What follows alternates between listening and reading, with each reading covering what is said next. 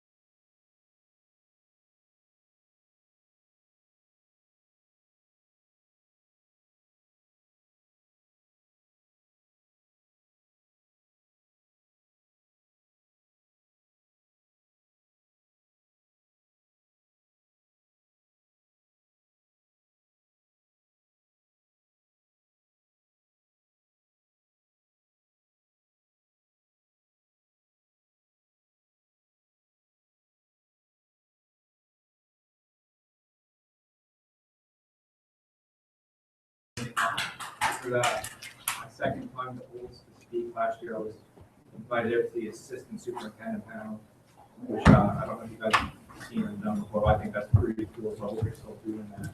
It gives us an assistant a really unique opportunity to come and speak and learn how to speak. This will be my second time speaking in public, so I'm kind of new at it. Appreciate you letting me kind of practice myself, because it is an intimidating thing to be up in front of a group, especially when you're not comfortable at it.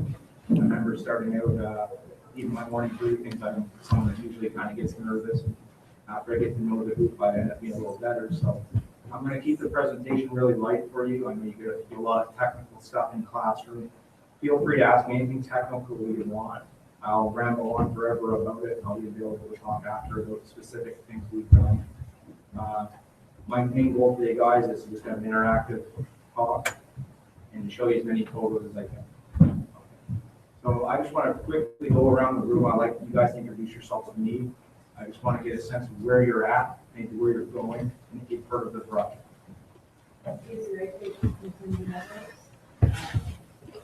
Honestly, I've heard of it a little bit, but it's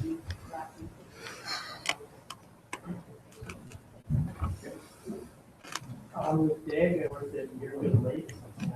My office. I'm here about this project.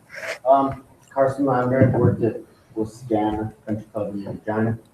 I've heard a lot through Twitter and stuff, and I've seen pictures of the other cat course, but I've heard this one's supposed to be pretty great. My name's Scott O'Donoghue. I'll be working at Capilano this year, and I've heard just as much as Carson about your course. Thomas, Country Hills, and I think I'm in the same boat as Stacy, not until last week. I'm Clayton. I worked at Trestle Creek near Edmonton, and I just saw the presentation at the conference about Cabot Links, and the other one. Liam Martin, and I worked at Elk Ridge in northern Saskatchewan. I haven't really heard anything about this. Brad Gierschbacher, Trestle Creek. I've just heard a little bit through Twitter and at the show there. Leandra Duty and Petroleum Cloud, and I heard stuff Braden Rogers. I'll be working at Shadow Mountain this season. I haven't heard too much about this project. Dan, worked at Bowden, I haven't heard. I'm Julia. I work for the regional municipality with Buffalo and Fort McMurray for sports fields, and I've heard a little bit at Nova. I'm Turner. I worked at Can Meadows, and I've been here. Shane Brown, I work with Bowden, and most of what I know was the same as the CPSA. Ethan Bailey from the First Series. I've only heard stuff through the conference. Rebecca Grafsky, I work at Red Hill Landing, just heard from the conference as well. I'm Ryan Moreno, I work for the Air Plaza, and a little bit at the USC here. And I'm Carter, I work at Top Point, and Thank you, guys. It's a pretty diverse group of people in the room. Sort of presentation here a little bit. That's our 16th hole. That's a par 3, 185 yards. Right on the ocean. We have these vistas all through both golf courses. So it's a pretty unique property. And what I'm going to talk about today is the bulk of it is going to be under construction and growing up the Cliffs course. I'm going to introduce you to Cabot Links, which is the first course in the area. Before we get going, I just want to introduce myself a little bit more than what Jason did. I'm from Nova Scotia, and this was an opportunity for me to kind of get back to the region. I graduated from school and I couldn't find a full-time golf job anywhere in that region. It was very stressful at the time. I was working at Ski Hill and on a golf course in the summertime.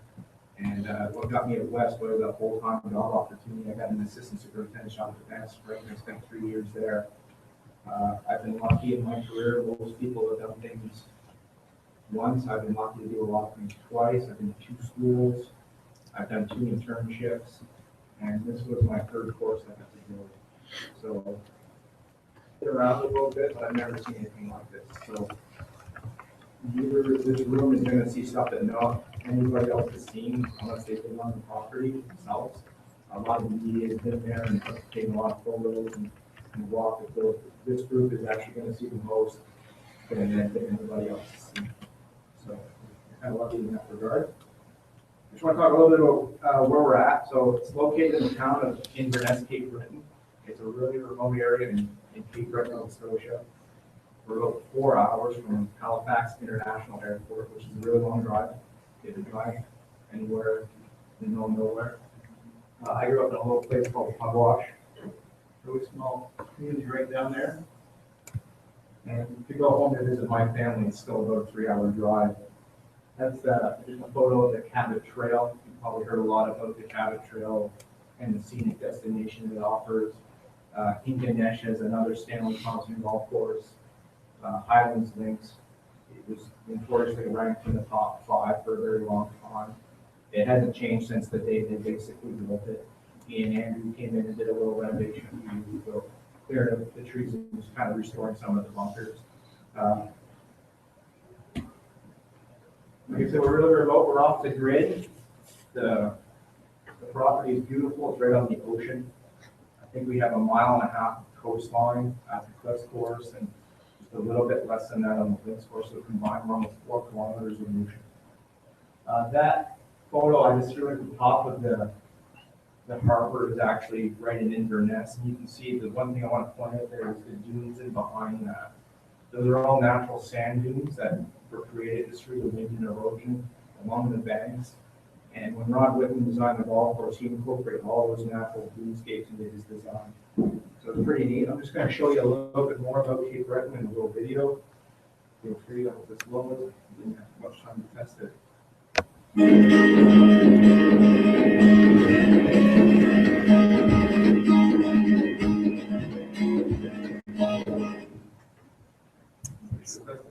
Yeah.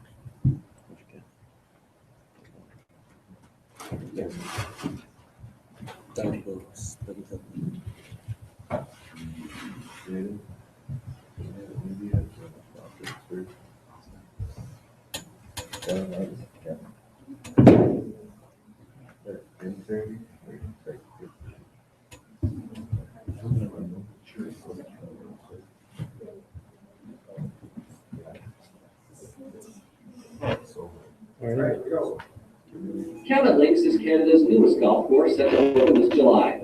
Located on Cape Breton Island, it's also Canada's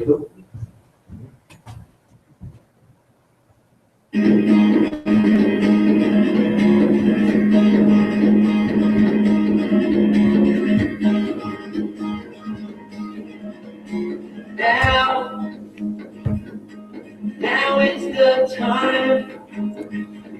The storm has passed, got a tank full of gas, and let's turn the key.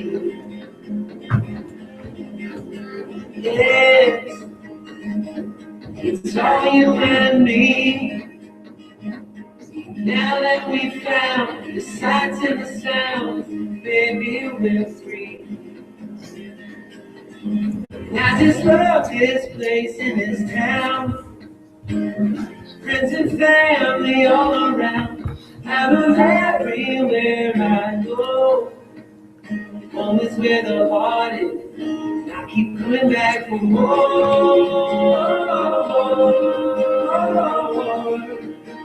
Home is where the heart is.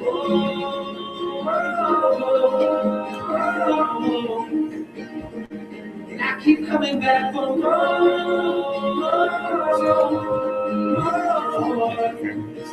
Home is where the heart is.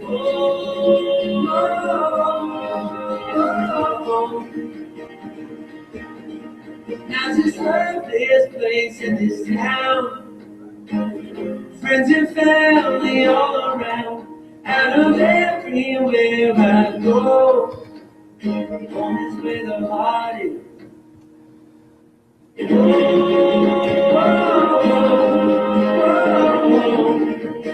Home is where the heart is.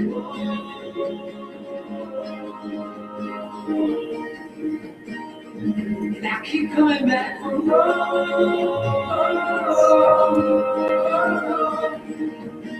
Home is where the heart is. Home is where the heart is. I keep coming back for more.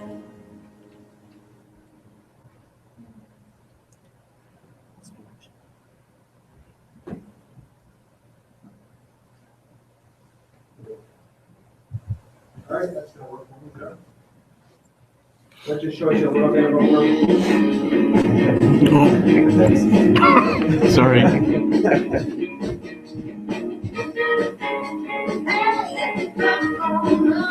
Home away you make it. No, I guess with you. Home away you make it. Take full responsibility. And I'm unseasoned president here.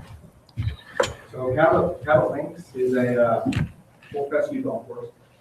It's seated green tees and fairways with all fescue. They have a hotel, small pro shop, and it's situated in a small community and a fishing village between the town and the ocean. It's pretty remarkable.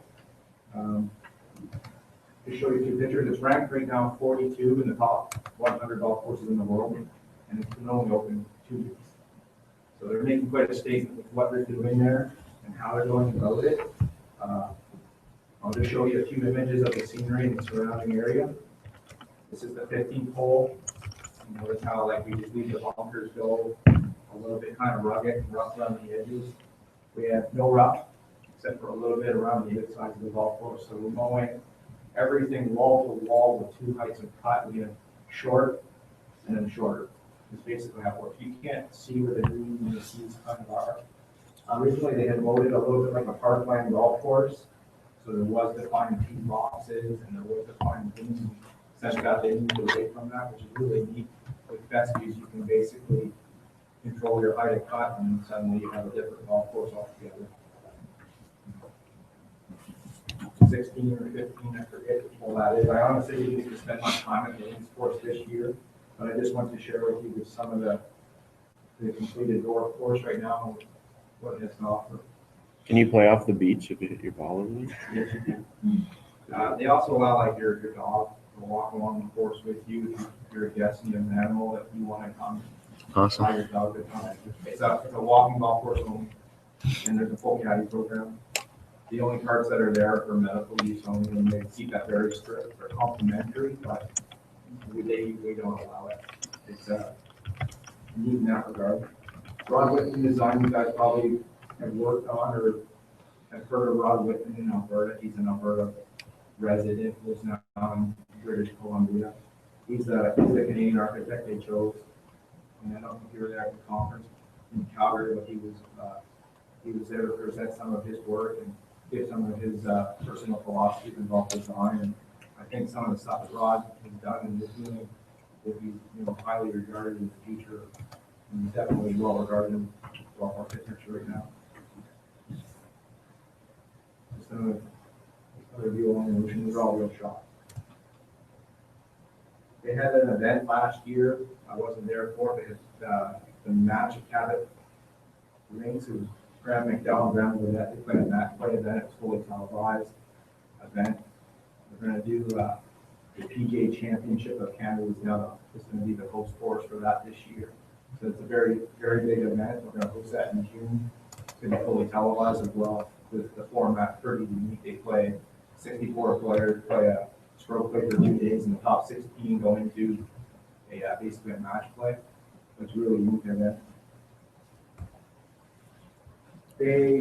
We basically embrace ourselves in a completely different culture than what you find on most golf courses. Like I touched on before, like allowing your pets to come on the property with you and to walk the course. I just think it's touching back on the natural roots of the game. And they're really trying to embrace that way that golf was meant to be. It's for me something I haven't seen in a long time or even before. I've been used to going to the resort courses where carts are lined up and the tee sheets are stacked and it's just everyone's drinking and boozing on the course, and it's not like that there. There's a completely different perspective and feel for the game, and people really appreciate it. And one more video. This one's embedded.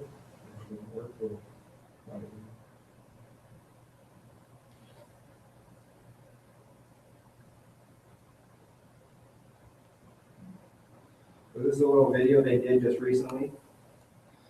No one else has seen this.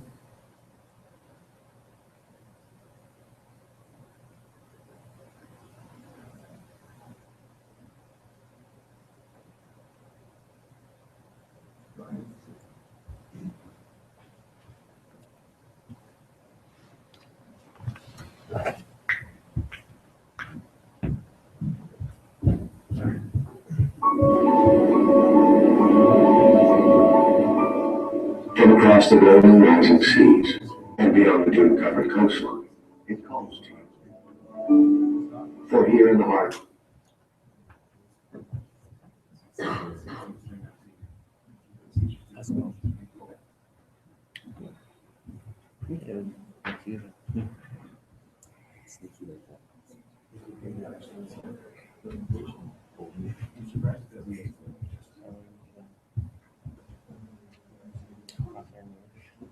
Did you hate your life?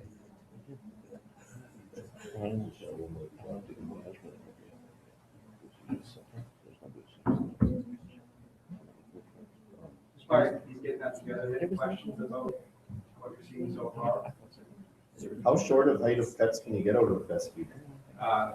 Fairways, we're kind of everything 400, and greens 200. The management philosophies are really different. The idea is to grow the grass long on greens, get a little shaggy and prostrate, and we just kind of sandwich that down. And the goal is to fill in all the voids with heavy top dressings or light frequent top dressing so that the ball will roll. So do you have to roll lots then? I wouldn't say lots. I wouldn't say any more than a traditional course, but because the drum rollers have a drum on it, we consider that a roll. What can you stimp it? Now here's the catch with the fescue. You see that the contours of the greens are so dramatic. The goal isn't to have a you know, a 12 speed, right? Because we have to deal with slope. So the goal being that, you know, we're in the 9 to 10 range. And if we go beyond that, we're basically consider that, you know, they want a healthy putt, a putt that they can, you know, they want to be able to put their 10 footers and sink them. So we would give them that for every day resort ball. If we had anything over that, it would be beyond fair. Or will it be similar on the Exactly. So there's a time in the season where basically the links will shut their water. What's happening? The sound is turned off first.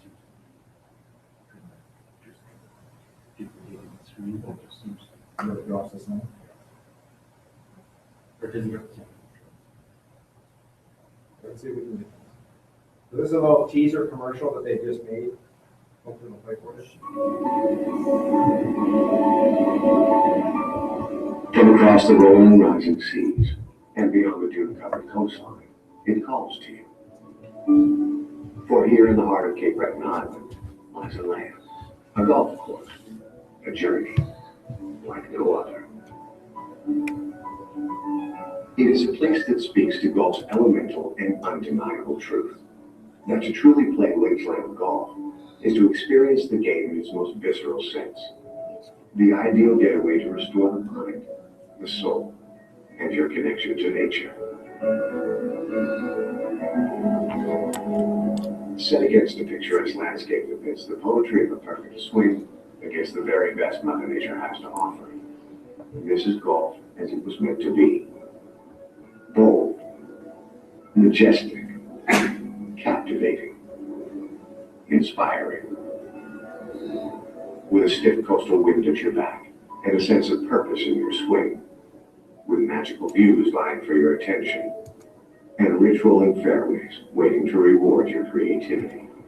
We call it Golf the Cabot Way. This is Cabot Links.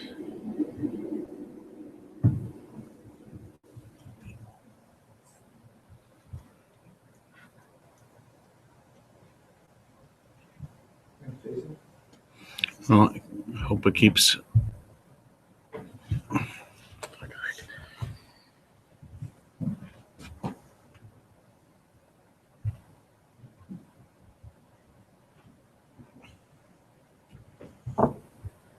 There we go. That's a little bit about Cabot Links, pretty neat property. And now they're building the second floor of Cabot Links. We're going to open it here in July.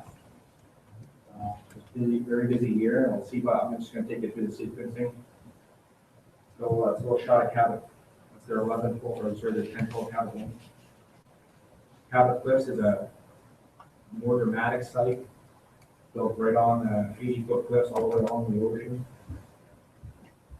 It was designed by Bill Gore and Ben Crenshaw, and these guys were there on site all the time. The owner, his name is Mike Kaiser, and he's also the owner of Bandon Dunes. You guys have ever heard of those properties in the Pacific Northwest there? Expectations were really high for this property. It's been a big attention seeker in the media. We've had people from all over the globe on site during construction already. Just partly because of what Bill Gore and Ben Crenshaw are known for, what they're doing. He's also the architect that came in to renovate Pinehurst with Wheels Open. Because of Ben Dunes and their profile, because of the success of Cabot Links, this has hosted a tremendous interest from the golfing community, especially in the United States.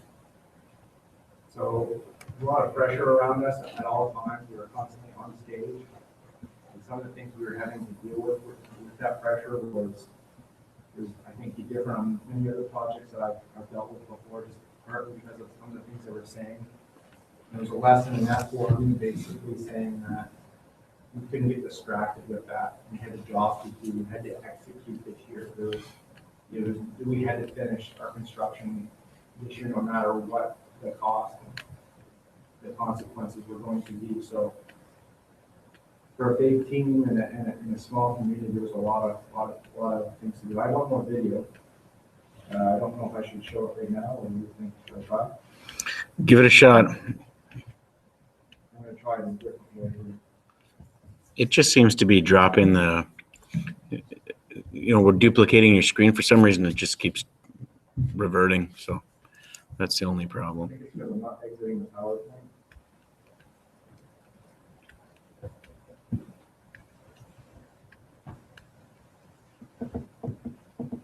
Typically, you can right click it.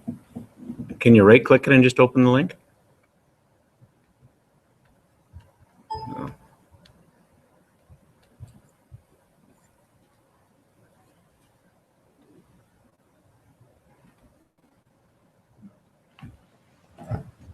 Good morning, welcome to Side Studio 18. Glad you're with us for the journey. Welcome to a brand new morning drive. The best way to start your day. Your first destination for everything golf. Not before that's your way. From instruction If you start collapsing the left knee, you lose that tension. in War Creek.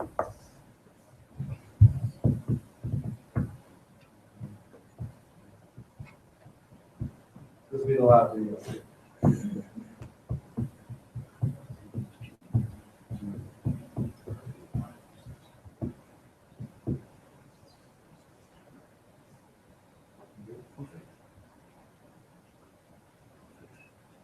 Yes. I'm the biggest fan of this show. Morning Drive, every morning on Golf Channel. This will just give you an idea. Later on, you're going to show us another part of the great lesson. Last week, you went up and took a look at a piece of property that you were able to spend time with, not only Bill Core, but Ben Crenshaw. That is Cabot Cliffs. Let's start with this. As this golf course evolves and breeze and comes to life, well, it's I'll start by saying I've got nothing but good news in the world of golf, having just been there and monitored the progress of not only Cabot Cliffs, but Cabot Links, which came before it, which is developing nicely. We've changed the 12th hole there. Got to play Cabot Links and then tour Cabot Cliffs with Bill Core, Rod Whitman, who is shaping that. Rod Whitman obviously built Cabot Links and now is shaping Cabot Cliffs. Ben Callendor, Mike Kaiser's man on the ground there, was there as well. And you know, I've been saying several times that I think, having seen this golf course in its rough state, that it could debut as a top 10 course in North America. Wow. And having said that, recently I thought, well, maybe I should go back and monitor the progress. And they've got 17 of the holes grassed in now. They will have a soft opening in July of next year. And I left there having walked all 18 holes. And I feel like maybe it needs to expand, not just top 10 golf course in North America, but top 10 golf course in the world. I think it's going to be in the conversation with the Pebble Beaches, with the Cypress Points, with some of the greats of Scotland and Ireland, Royal County. It's got 1.5 miles of coastline. It has 7 holes along the ocean. The inland holes that are off the ocean might be a lot better than the inland holes off the ocean of, say, Pebble Beach. And I'm looking at Bill Core throughout this walk, just, my eyes are getting bigger and bigger. And he kind of looks at me, and one of the most understated people in the golf industry, and he looks at me and goes, well, we haven't been doing this for 30 years for nothing, I mean, and he just walked away, and I was like, oh boy, this is going to be good. So, as we know, this is not in the United States. Could this project be accomplished in the United States today? No. And that's what Bill said. He goes, you're going to see a lot of holes out here today that would not exist in modern architecture in the United States because of environmental restrictions and rules and regulations. There were a lot of pieces of property bought and put together to form what will be Cabot Cliffs, which again is right next door to Cabot Links. This will be a truly great 2-course destination in North America. Mike Kaiser's formula always is 1 + 1 = 3. With a course and another course might equal sort of, that multiplication becomes a very busy destination. 1 course is a curiosity, he says. 2 courses is a destination. This because it's Mike Kaiser in 2014, and he's already established his reputation, because of Bill Ford and Ben Crenshaw and their reputation, because of the land that they've been able to use here for what is Cabot Cliffs and Cabot Links, I think the formula might be 1 + 1 = 4. Before we move on to some specific holes, one thing about this top 10 stuff, it's one of the great subjective exercises that we who love golf get to participate in. Raters, they're particular. Time is on the side of the classics with respect to the rating system. And also, if you noted on that full screen on the design of this golf course, 6.3s, 6.4s, 6.5s, right? They have to get past that. You think with all that being said, still could be in the top 10 within a couple of years, potentially. I really do. You've seen courses like Sand Hills in the middle of nowhere, Nebraska, built by Bill Ford and Ben Crenshaw, debut in the top 10 of 100 greatest courses in America. I think that leaves the potential here with this property, again, with 1.5 miles of coastline, capable with this architect, with this developer, with the minimalist sensibilities, and you know, I truly believe it can.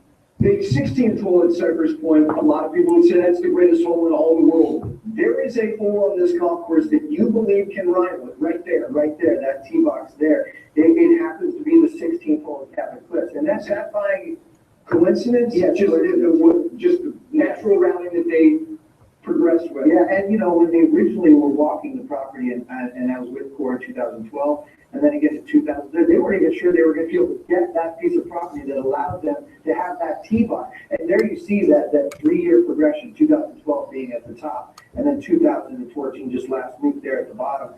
Keith Rebb, one of the shapers for Bill Core, said that's the hardest green he has ever built. That's a very dangerous little piece of property to put a green on, and that's just one of the spectacular golf holes there. I remember really getting my interest peaked when having walked a little bit of the back nine and said, wow, this is phenomenal, Bill, to Bill Core, and him saying, I might actually like the front nine better. Wow. Okay, let's go see that. I think that when you see holes like that, and when you hear someone say that it's the most difficult green that I've ever tried to shape, produce, you start thinking about cost. Yeah. Is this project on budget? Are they spending more than they originally thought? I mean, is this got beyond what they originally were dreaming? Yeah, well, I think, you know, credit to Mike Kaiser's savvy business sensibilities, but you know, this property, this land wasn't a premium, 5-10 years ago when they were starting to dream about this idea. The locals there in Inverness have always wanted a golf course where Cabot Links is in an old coal mining area, and they made Mike Kaiser build that first course first. And he knew that the second property would be a little more impressive, but they had to put Cabot Links in first, and now Cabot Cliffs, in terms of budget, they started buying up that second piece of property before they started building Cabot Links. So, but you know how I feel about Ben Crenshaw, the player. Yeah. Do you think in 100 years that he's going to be more well known as the player he was, 2-time major champion, or as a designer in 100 years of potentially 5 to 15 best golf courses in the United States? The fact that you even asked that question is all you need to know. The fact that we would even be considering that is a tribute to the quality of their portfolio. Wow.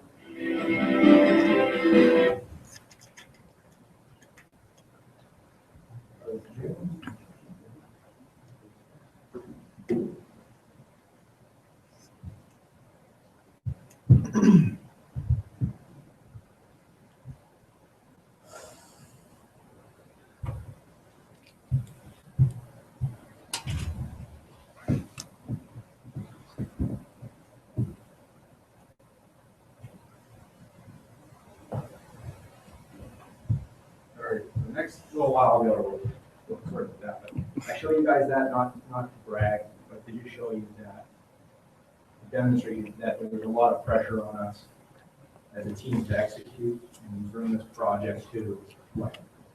And it's pretty neat, don't get me wrong, but I think it was very important not to get consumed in that when you see about all weeks standing there. And delivering.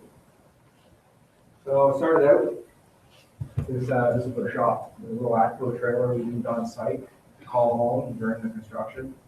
Our shop was being built that spring and that winter it was started.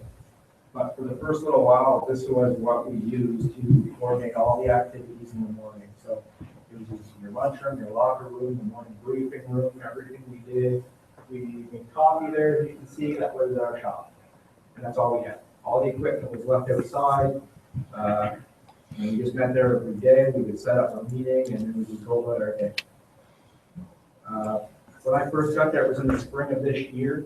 Construction had started the year before that. And it was a rush to get a few holes done in seed at the time. So they were just bombarded with parts and scattered items that were left all over the site. One of my first spring jobs were to organize that, count everything, inventory everything, and we're talking about a massive amount of inventory, more than you've ever seen before. I've never seen so much drainage parts and irrigation parts in my life. One of the things they did that was really unique and what was successful about this project was they ordered everything in advance. And if you've never done a project before, that's uncommon because of your cash flow. Basically what happens in most projects is you order your inventory based on the hole you're building or a project you're doing. You get so much a month or so much a week based on how much cash flow you're putting at the project. In this case, we were privileged. Everything was arrived on site and we just basically dumped there. And our job was to kind of just stage it, organize it so that people could come find it when they needed it. We built a little compound. We had big new, basically containers we used to put in the small parts. Anything that basically we walked away from. In the first container, we kept all our tools, shovels, rakes, banana knives, duct tape, anything you can think of was put in these containers, and that's where we came every day to, or the contractors came every day to take the parts in. The only thing I would have done differently is I would have had a system for watching when that came and went, because I found myself doing a lot of counting. It would take, I would take 3 or 4 people at a time, and we would count all the stuff. We have to be able to predict if we're ever going to run out. We run out, there's a consequence with that. Irrigation pipe was all HD, everything over the wall. So I showed up on the truck and we had enough there to do the whole project. There's actually more than one truck, just to give you an idea of how it arrives. It shows up on a flatbed. We've got to take it off, and it's up pretty heavy.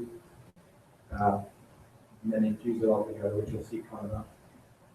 Just to give you an idea of the site, what it looked like before we started was just an oceanside site with a few extra water features right along the ocean. We have a few holes I'll talk about a little bit later that were built in the native sand dunes, which we had to get environmental permits in order to do that. That process started well in advance before the construction was even done. I remember even hearing stories about people wondering if they were even going to be allowed to build in there and have that piece of property. But you can see those, we call them blowout bunkers. I'll show you that a little later, but basically those are natural, just from the wind, and that's how they look. And they incorporate it back into the design. With all the drainage pipe that I see lined up there and the sandy soils, did you find that you've done other construction jobs before, did you find that this one had less drainage because of the root zone? Absolutely not. There's 3.5 holes built in the native sand dunes that has no drainage. 50 feet of sand, we didn't need any drainage there. The rest of the golf course was completely drained. It's all clay and very heavy materials that we needed, what we decided we needed. Engineers came in, hydrologists, and geologists came in and basically asked us to help divert some of the surface water to save the coastline. So we actually improved the coastline by doing that. And you'll see some of the drains I'll show you here, they're big. And we collect all the water into basically 3 main exits that leave the property in like basically massive 36-inch holes. When it rains, it pours. Yep. You say there's 4 holes of sand. What are the other, you said it's like heavier. Did you have to truck in lots of topsoil? Yeah, basically all short. My goal here, guys, is to take you through every step of the sequence. You'll see photos and everything. So this is basically the 16th hole looking back from 17. I'm standing on 17th fairway looking back. We had just started some of the earthwork there. But you can see basically the vegetation is kind of what I wanted to show you. All those bushes are like natural rose bushes and small bushy things, maybe as big as me or a little bit smaller, that they use to find the holes with.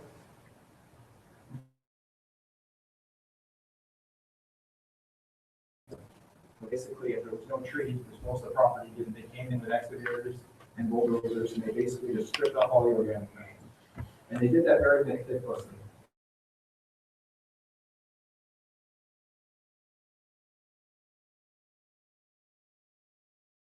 And the organic matter was either brought off site and put somewhere else, or they buried it and used it for the mountain. They didn't have to move it far. So as the shaping went on, they started to basically move the earth in ways that they would feel that subgrade, how they wanted the golf course to look, almost a mirror image from each other from the ground up. You're actually looking at a shot of the 12th hole right now. That would be force carry over that ravine that they left, and then the 13th hole coming back on the high side. So that's a key deck I'm actually standing on. This is a little shot of the 15th hole, looking down the fairway. And you can see it doesn't look like much right now, but if you look closely at the photo, you can see how they're kind of right there. They're defining some bunkers. They're giving the architect something to look at.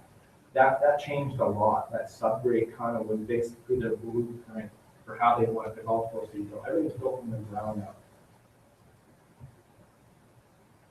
And of course, you're in construction, so you're going to have a few challenges along the way, right? Not everything, even though I said it was a heavy soil, was awesome to work in. It was very difficult. When you've got 14 pieces of gear like this on site, there's always room for error. So that was pretty fun. I showed you this photo just basically to reinstate the fact that we're probably building a golf course is one of the most beautiful places you could build a golf course nowadays. You're right on the ocean. This was a daily vista for us when we were building. I'm standing on the 17th green looking back down the shore towards the 18th fairway right now. That flat area just there before those bushes is the 18th pro tee. The next step was to put in subgrade. So subgrade and big green is basically how they define it. So big and deep. And they went deep. Some of the drain depths were 15 or 18 feet deep, and that was so that they could get a long run in, basically to exit the property at a lower point. So that exit was really deep, and as they went up the hill, they collected more water. It was all put in basically with giant excavators, everything from 36-inch pipe all the way up to the 6-inch pipe with subgrade. And we put that everywhere. So you just basically backhoe it out, put in the pipe, like it. Every once in a while, you put there's lots of different names for these, and upright, basically is all we call it. That upright later would turn into a catch basin, or would be a tie-in for the pre-cap drain. I'm going to talk about too. So there was a lot of these uprights. This was an example of the 18th fairway. You can see how many uprights there were. So they ran all the subgrade right down the fairway, perpendicular to the coast, so that no water was going to exit the coast at all.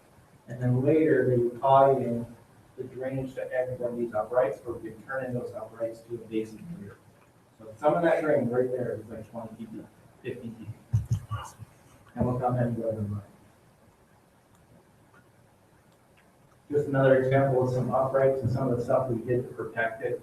They used straw in the beginning, which we abandoned later just because straw isn't having food eats to spread and develop. They was also put some crushed drain around the pipe just to keep it clean. That was usually later removed unless it was tied into part of a pre-cap drainage. You can see how much water would have moved in that shot to completely erode the material around that piece. It was a way to basically protect it. So after the subdrain was put in, they trenched in all their irrigation. Most of the irrigation was trenched. There was very few places where they actually pulled it, but this machine was the machine they could do, and they could use they could go with it. Kind of a funny little. You ever seen one of those before? Anybody? We call it a big twitch, but it's basically a tractor with everything you can imagine on it. Pretty neat. So there's a crew, or just to trace back, that was hired just to do the subdrain, there's so much of it. And then there was a crew just to install irrigation.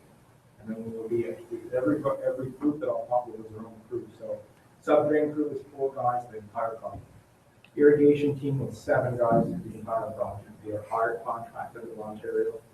They would use this machine to trench or pull, and then all the pipe was fused together. All that pipe you saw in the truck, they basically brought in these machines, and they melted the pipe, pulls the pipe together, and melts the ring around it, uses it tight, and that's never gonna break apart. Just another little shot of the fusing machine. You can see here, it's really, I'm not gonna play with the presentation too much because once it fails, anybody ever use that or seen that before? I think you have an irrigation class, which you might be able to get some tight fuse. Do that still do? Yeah, we got a few guys here that know how to do it. I don't think we do it as part of a formal class, though. We learned from it. If you get an opportunity to use that or do that, it's pretty remarkable. That pipe is going to last as long as all those basically. That's 16 green, and they're just putting in the greens loop just to give you an idea of how the install went. We laid out all the heads were spaced, myself and Adam. Put a flag in, measured everything, and then these guys would just come in and run the pipe and trench it in, hook up all the wire. We have a full decoder system, golf course, which means there's no satellite boxes on the property. You're not going to see any of those little structures while you're out there alone. So there's a few things that I'll show you as the photos, as we start to grow, different things are happening. That tractor's in a greens cavity for 17 right now. We've got a little bit of silt fence up there to protect some of the silt from washing in the rains. We have a lot more clear at that particular time down the coast. And they're trenching in subdrains. There's a few things happening in there if you look close. Bunkers are being built in that. The next phase was the pre-cap drainage. The pre-cap is, I think, the most important part of our site for our drainage. They're in a bunker right now. And basically, the pre-cap is basically your front herringbone drainage. You've probably seen it. You look at a study when you do your greens construction. We basically USGA modeled the entire property. Flowable. Bunkers were herringbone all up. Pre-cap drained into one of those uprates you saw. In this particular shot, we plate tamped all the bunkers firm. All that is high in iron in the right place, so it'll get very hard when it's wet. And then we basically installed the sand after that. So that's what a pre-cap drain would have looked like, very typical down the side of a fairway, tying into a little basin. We left the basins up really high because later on it's going to be capped sand. So that's a greens cavity, which you'll study, but basically the herringbone got a little bit tighter, and we added more exits on the green, so there's actually 3 in that. What I like about what we did on the cliffs was that we tied in all the exits to one common point in the center, which I've never seen before. Usually I've seen 3 different exits, but there's 3 different drain systems. This gives it, I think, a little bit of a window for failure down the road if anything was to clog. You have different points of relief. And at the end, on the high end, we always added a vent. So we just put a T up and it's capped, it's buried right now. But if we ever want to go back in, it's actually there, we can flush it out, tie in below area and hook up the sub-air system later if we wish. I'll just talk a little bit more on the greens construction. Actually, this is a fairway. We just basically herringbone the entire fairway. There was 2 teams assembled just to do pre-cap drainage. It was a huge undertaking. I've never seen so much in my life. So all the material was just dug out with an excavator, put it in the back of that little tractor red wagon and hauled off. Later used for shaping on another hole, and then filled up with gravel. That's the 17th green cavity. They're kind of building it there. This was early on, a little bit before my time, but they're figuring out getting the drains in. And as you look up the fairway, you can see other things happening. That's the irrigation team doing the irrigation loop. The next phase was to install the gravel layer in the greens. We did not use a true USDA green spec green. But what we did use is some of the principles from that. So we had a gravel, we had sub drainage. creek cap drainage, and then we had a gravel layer. That's how we do that. So you can see some of the stakes we put in, just so that these guys, as they brought in gravel, they could put the gravel to an even 4 inch depth. This was one of the ones they did early on, so it was a little bit tricky to figure out for a lot of people. But basically, they brought it in. Running up the skid steer, spread out the sand pro, and they all had to go to get checked the depth and just kind of lay the sand around. It was a good way to do it. Took a day probably just to do the gravel layer the way they were doing it on the site. But when they were done, it was pretty bang on. Here's one of the neatest part about the project. We were very fortunate. We had a glacier come through the site and deposit an entire almost endless resource of sand for us on site. So they purchased a screener, and remember this was also used for the links course as well. We screened all our own sand on site, and you basically can see in that photo in the very front is the good sand, and at the side it's actually kicking out overburden material they call it, or more rocky material that was used for different things in the project. Still material they could use, just not for big green and then the curve. So gives you an idea of the sand that was there, the volume of it, in a huge pit. These guys, there was another team assembled just to work in the pit and screen sand basically the entire time. That's what the side wall of the pit looked like. So you can see there's a lot of different seams there, a lot of different size sands. One reason why it's screened. I showed you this photo just to give you an idea of that you're running into a lot of different things in there. But the goal was to target a seam, a pocket where it was really good material. And there was stuff that they had that was coming out of there even before they screened it that matched USGA specifications as well. So stockpiled it. As much as they could screen, they stockpiled before the construction began. They actually stockpiled it in the pit and stockpiled it on site, which saved a tremendous amount of time later with trucking. The sand was hauled on site with dump trucks. We chose to use dump trucks because we could get to more places rather than a giant rock truck that could dump a lot in one place at one time. And even though we installed the irrigation and some of the drains, some of the dump trucks, they were light enough, even as a dump truck, to drive on that clay and go anywhere on site to dump the sand. They just had to pick the roof.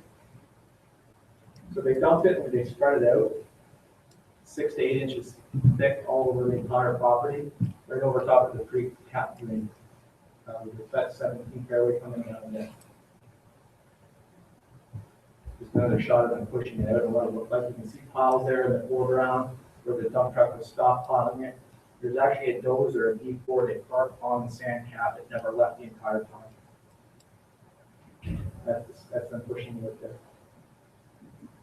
So all your fairways are capped with sand? Wow. That would explain for these, we just got through drainage.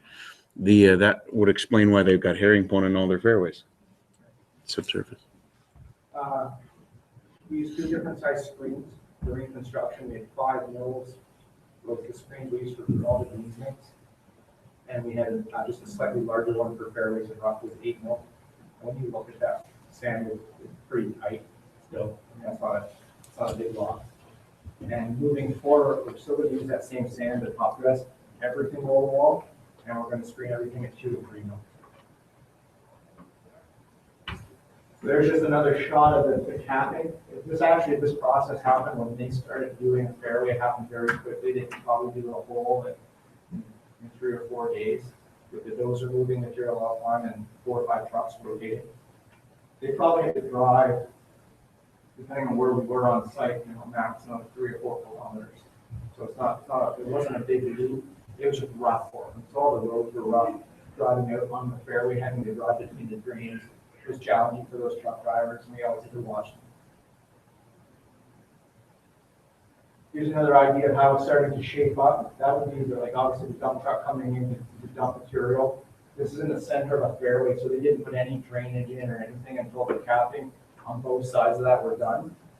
And then basically we came in, gave them time to put the drainage in, and then that was capped. You can see the dozer on the hill kind of shaping up the hill. That fairway is basically smoothed out a little bit, almost ready for seed, and then the ground, in the foreground, you can actually see some of the stuff that was seeded before, and in front, everything is waiting to be capped and shaped. Once it was capped, they got on sand pros and they had a tractor with some drag mats, and they just smoothed all that material out, and they put it all for us. And this is where it really came to life. The shapers would run the sand pro, do all the finished grading. All the bunkers were built by hand. So all that material, basically, they would dump a load of sand beside the bunker. They had a little mini hoe to help them, and 2 or 3 guys would shape and build the bunkers and compact all that sand later to be hydro seeded. All that was done by hand, 120 some bunkers on the golf course. Bill Ford himself did all the final loads of everything. That's a shot at 15 after it's been capped. See, they're kind of, these machines that are working are just working on the final touches, getting it ready for seed. It's not really smoothed out yet, but you can see that the track down the center is where they took that and they just kind of smoothed it out.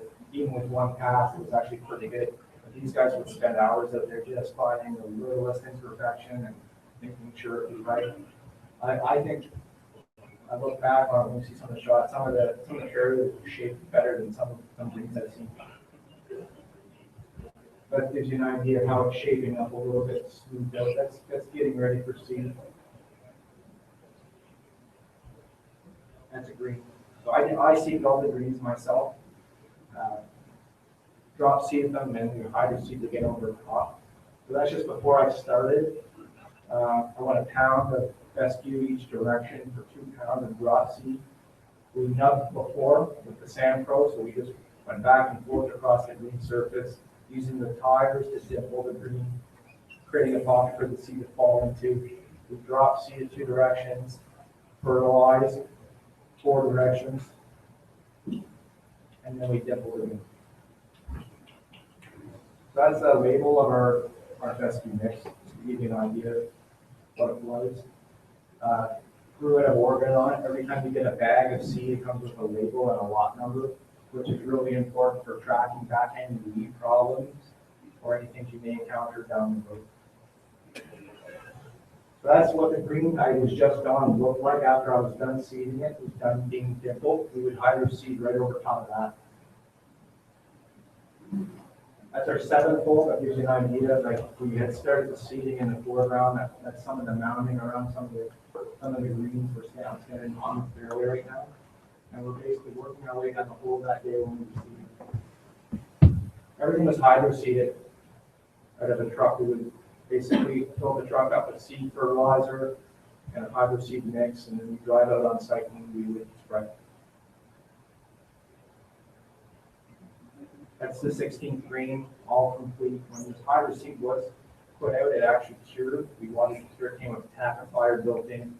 We added a little more. We put it on thick enough so that when it cured, it almost built a little bit of a protective barrier. Sometimes we'd even come in again with cover coats just to add that little bit more reinforcement. There's some seed slopes out there. That's how we put it out. It's as simple as that. 1 truck all year, 325 holes or so. It was a big truck.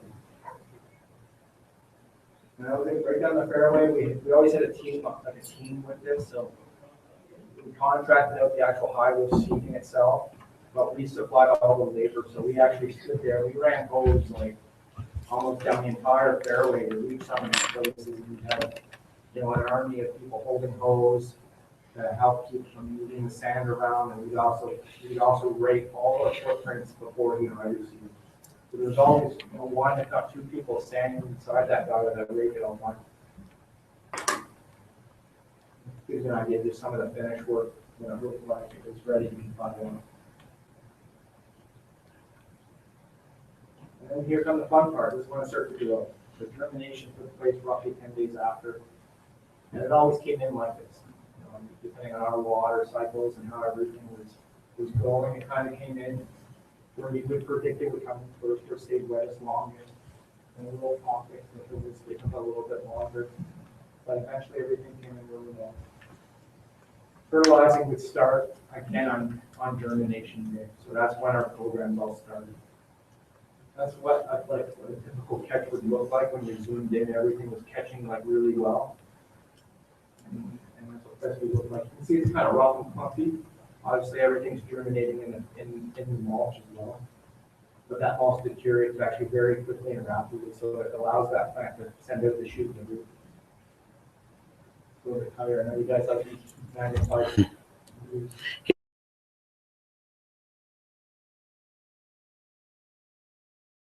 I think what we're going to do for this horse is because we were a sand, but the long term, it would have been, I don't think, a scenario we would have looked for fertilizer. Right. But during a grow-in, probably a good avenue to think of is a fertigation system where you inject fertilizer directly into your irrigation water and get a little nutrient there at all times. In this situation, it would have been good just because there were times when you needed the fertilizer, we just couldn't get it there to do it. Everything we did, guys, right up until, day 60 was walked. I can put a tractor out there at all. We walked for a lot, walked over everything. Couldn't drive on it. Everything was real dough. What were you using? But for fertilizer. Fertilizer, we put together an ag-based program. Everything was quick release, a lot of sulfate-based products, ammonium sulfates, ammonium phosphates, everything that was going to be delivered to the plant right away. Everything was a granular program, and we fed it everything as much as we could put on. That's 15 kind of growing in. You can see the pictures there where the rough, the rugged, that's the kind of look they're looking for. If you look at Cabot Links design, that's how they design their bunkers. Nothing sharp and clean. We'll let a lot of that grass kind of tiller up and get a little bunchy and spot. This is my favorite photo I'm going to show you today, just because there's so much happening in that photo. I was standing on the back of that truck that day. We had just got done seeding the 18th green. I got up on the back of the hydro seeder truck and he was putting in a cover tank, I call it, with the cannon. It just allows it to fall a little nicer on top of the mulch that's already there. But you have all the sequencing happening in the same photo. If you look way back, we got grass growing and we're mowing it. If you come a little further, you can see some older seed that hasn't maybe germinated quite yet. You can see some bright blue stuff that was maybe just seeded the day before. And as you get closer, you can see the dozer pushing at the cat. You can see the guy building the bunker on the side. You can see the sand pro. You can see all the uprights if you really get in there and see where the basins were going to end up. And you've got just in front where the dump trucks are dumping the cap. So you get to a point in your construction project where everything's happening at once. You've got holes that are ready to be golfed on, and you've got holes that aren't even started yet. And then you got everything in between. It's all happening on the same day. That was just a few days later, I'd say 10 days later, 12 days later from when I just took that picture, almost in the same area. Looking back, this area in front that's been doing this is our 18th green, and it's looking back along the horizon line. So there was these opportunities where the grass, when it grew quickly, and we took advantage of everything we could. We went back in a little later, as you can see some of the stuff is like, you can see the newer hydro seeds, so on some of those mounds, we went back in later and just splashed it up. This was a continual overseeding program like that, Steve, I thought was very necessary in getting the grass established. But it was kind of parabolic. Once we got a plant, we got 2 plants. When we got 2 plants, we got 4 plants. So that's the way it grew. I'm going to just reiterate that was pretty much the sequencing of how it all happened. I'm going to take you back through it just so you can see how quickly things kind of came together. This is our 18th hole. I'm standing on the 18th tee and I'm looking down the property. And this was in the spring when things were getting going. They had calf where I was standing and then we had storms, so it kind of washed out of it. But this is basically how it all happened. Again, you're 18, looking back down the fairway again, you can see some of the subgrade and all the uprights that are there, a little bit of seeding has taken place. Same shot, we have a little more grass growing, we're irrigating it. We have half the fairway seeded, the other half is capped. The green's not quite built yet, and And as you look further down the property, there's even more happening, showing you all the sequencing steps. This is a little while later, almost the same area. That's our 12th green here in the corner. I can see there's a little bit of a washout in the basin area that we repaired. All that hole, I think, was just after seeding. Almost in the same area again. It's the 17th green in front, looking down the fairway. 18's almost grassed in at this point. The hole behind this whole pen, I think it was just getting capped. That's it a little later. And then a little later. And that was all in 2 months. To give you an example. The dunes. So I talked about another area earlier on the golf course that was built differently completely. 3 holes were built in native sand dune. So you can see that machine, and just beyond that, I'm actually standing on the clay, like basically the parent material, looking forward to where you can see where the dunes start and begin. And they basically just went in there with their bulldozers and their excavators, and they stripped it, and then we seeded it. And we got some, we ran irrigation in between that, and they took the sand pros in there to kind of fine tune it. But it was as simple as construction gets. We have 3 greens that are 3 holes, 3 greens in particular that are very unique, going to be very much a challenge to try to grow grass in and maintain. Everything they tell you in Turf 101, we're doing what they told you not to. So that's the 6th hole. I'm actually standing just short side of the fairway. I showed this photo earlier when there was grass there, marrow grass before they rubbed it. This is the hole when they can strip it. Just to give you an idea of it again.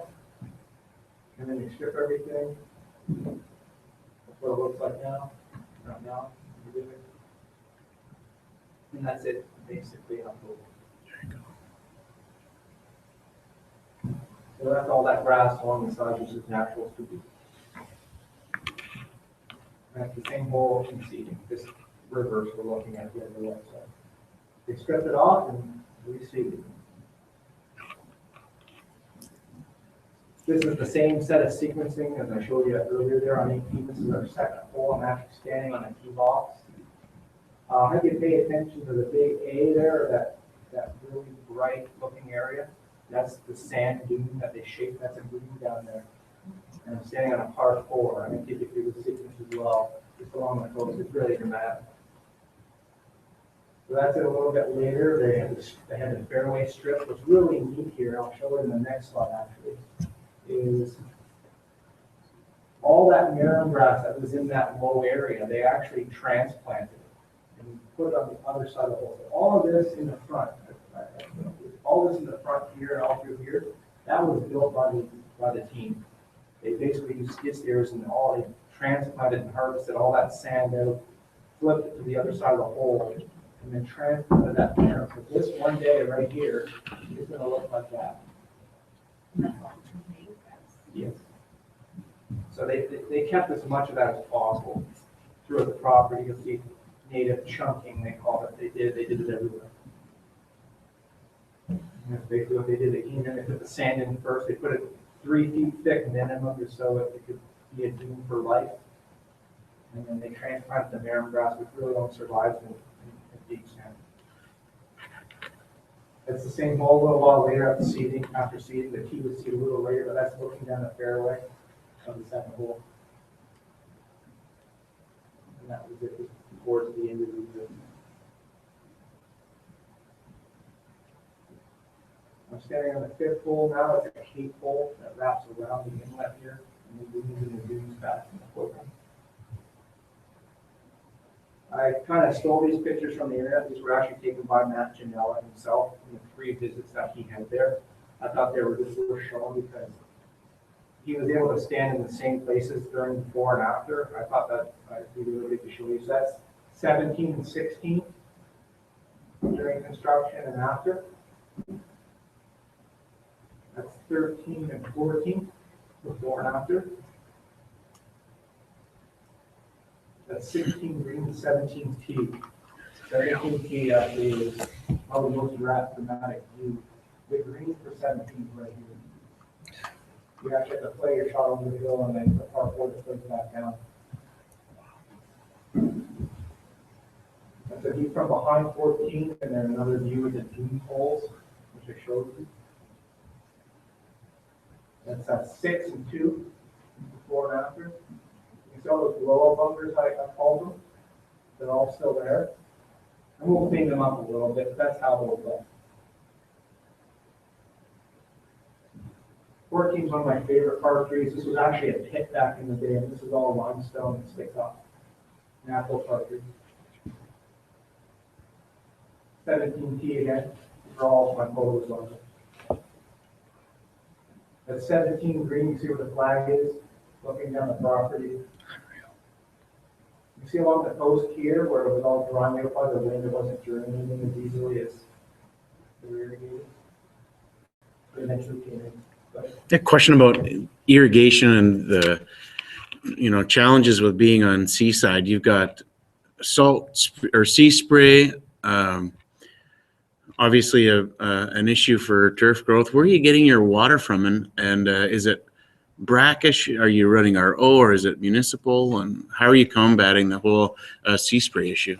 Well, we're pretty high up. And the only time we do see sea spray is actually in the winter. And I don't know why, but what happens is when the temperatures get cold, that wave action against the sand and the water makes a bit of a foam. And I've seen that foam fly up in the air and it completely covers all those open inside holes.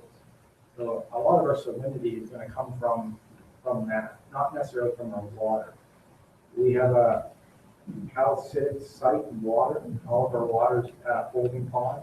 The pump house is different. They built it actually on the high part of the property, which was, I think, a little different. But where we would have drawn from was not a long-term, we weren't capable of doing that. So we built a holding pond, and they actually get some, like a gypsum seam. We're not sure if that water is completely brackish or not. I think in the end here, what we'll be doing is we'll be monitoring for that. Most of the water is collected through rainfall. We built 2 holding ponds. We built a well. We actually ran out of water this summer, so we were getting water from wherever we needed to. I haven't seen any negative effects yet. Being on the east coast of Canada, we get our rains, and it'll flush everything through as well.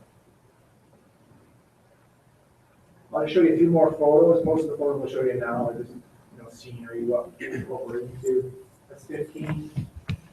Without sand really in the bunker, we basically come in later and they carve out their edges, kind of play with the shape of them a little bit and bring in more sand later. We put sand in during construction, but we're going to top it up with cleaner sand. We'll do a 16 middle of dark, or 3.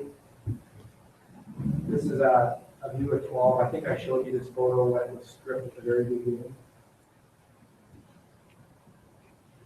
This is the 10th tee. This is the 13th tee. Not everything we did was, I showed you a lot of nice photos, was as easy as you would have expected. We had disease, microdosha. Came in very early on in the growing. We did not scrape or retreat it, we just fertilized it. Long term though, we did protect all the greens surrounding some of the tee decks for winter. But as the golf course matures, we're going to be in a position where we may never ever have to use a fungicide. But during the growing, we did watch this disease very closely. We had washouts, not all of them Mother Nature's fault, right? We had irrigation fail, and if you're not there, which is more than likely, things like that can happen. Like I said, that's all sand cap. We couldn't drive on that. We come up with a card or more material to fix it. That was all real that work. That was quite labor intensive for our team, and it will be as we move forward when we go to open. We fix everything from washers from there. So sometimes we leave that until we could come out later. So do you guys take any different measures from say you would use the overlay there, like some kind of potential washout? Yes. As you can see in this photo, when we got a bad storm that affected the entire hole, we lost holes completely. and they were full rebuilds. So we tried to be as innovative as we possibly could with protecting our work. And there were days when we were looking at the forecast and we were expecting, we figured anything over 15 mils was going to cause damage. So we go out, we would protect our work. To your point on overwintering, we just left as much of this erosion control out there as we could. What we found worked really well was shingles, cedar shingles. And we would actually put them in vertically and we make little horseshoes out of them. So basically what happened is if it collected any sand, it would hold it back and still let the water go through. We use these tubes called terra tubes that were like a wood fiber tube. Like basically what it is, a drain saw. We would horseshoe and stagger through the low areas so that it would flush the water. We silk fence, anything we could think of, the sandbags, and you name it, we were trying. We got to a point though where we were very lucky this summer. We didn't need to do a lot during the summer, but heading into the fall, we couldn't put enough of this stuff out. We didn't have enough people to do as much as we wanted to. Terra tubes, they need to be rotated all the time, because if they sat there too long, they would kind of cook out, like return, almost like putting a tent in there too long. So this was catastrophic. This was a full. That was 2 bunkers turned into 1, but had to be rebuilt everything. So this was deflating at times for people. We would go in, we put that back 100%, seed it. The next day, the same thing would happen. So it's an ongoing process. You gotta stay committed and not get deflated. I know that one day you're gonna be open and people will be playing golf, and that's what a terra tube looks like. It didn't work obviously here. It's a drainage upright. We left a lot of the drain uprights in bunkers just so we could keep them clean at all times. We're going to cap those later so the bunkers would freeze and fill up with water. Some of the shingle, we did whatever we had to, not all of them worked. Some days it didn't. The problem is when it didn't work, we ended up with this. Here's some more erosion protection. This was sort of happening more before we capped. We wouldn't use any straw after the capping started. We didn't want any weeds out there. So this was there to collect some big volume. But when it did wash in, we ended up with more problems, right? They didn't protect their work, meaning if they left their gravel trenches open, we basically made concrete. That was the sub material. So before a big storm, they would protect their work by putting sand over top of their exposed drain ground, and that would seem to filter any sediment. And here's a shot just to show you that what happens when you get a wash and it gets contaminated. This was a green actually, and all the silt that came on the green. Now that's going to cause problems on the road, so we removed all of that. It's just, we call it a potato skin. Just went across the surface. You can see it skim off. You've probably seen it in bunkers before or after. We got rid of all that. I told you earlier we ran out of water, so we probably have the capacity now to have 10 million gallons of water in storage. We ran out. So we were trucking in water. We were doing whatever we could. There was a decision made at one time. What happens now? And we ran out of water July 20th during a road construction project. There was a lot of decisions, a lot of conversation at that time of what do we do, what is our contingency. And it shows that we bring in water. And we bought a pump, about a 4-inch pump that we actually were able to, see how this worked. We were able to fuse a pipe, put a flange on it, and pump water back into our pond overnight when we were not irrigating, add to the storage. It wasn't quite enough, but it was able to keep us going for sure. That was pretty, every one of those requires 1 million gallons of water. And you wouldn't have any fear of losing water now that everything's grown in, just the huge demand when you're trying to get that stuff germinated. We're taking every precaution we can this year because we still have to finish the growing and we still have projects and things like all the practices that we're going to be doing this year. There's a lot of area there. And we're opening this year, so we can't afford to lose water when we need it. One thing about losing water this year, it just changed the plan. And we chose to hold off on seeding dates and keep things alive, and then seed those things later, rather than keep things going on one time. Now we're dependent on the first peak on. So it changed. We don't want to run out of water. We're not taking that a chance. In the future, though, you're absolutely right. We'll probably get to a point where the water will be turned off. Was this last winter, or sorry, this last summer, a good weather year for going, or was it dry, or was it wet? It was awesome for construction, but not great. We didn't have those light frequent rains as you want for the road. There was probably a stretch for 2.5 months it didn't rain at all. And things were dry, were dusty, were tank watering areas just so the trucks wouldn't have dust in them. But it was great to go. I don't think you could have done it without it last time. This year was a construction. With some negatives, there was also some positives, like building new property, you're not just building a golf course, you put in a pump station, a pump house. Everything we do is connecting house for that. There's a lot of units scaled, we built it ourselves. That's our irrigation pond. You can see the gypsum seams that are there. That one in the back is basically pouring water the whole time. That's the intake.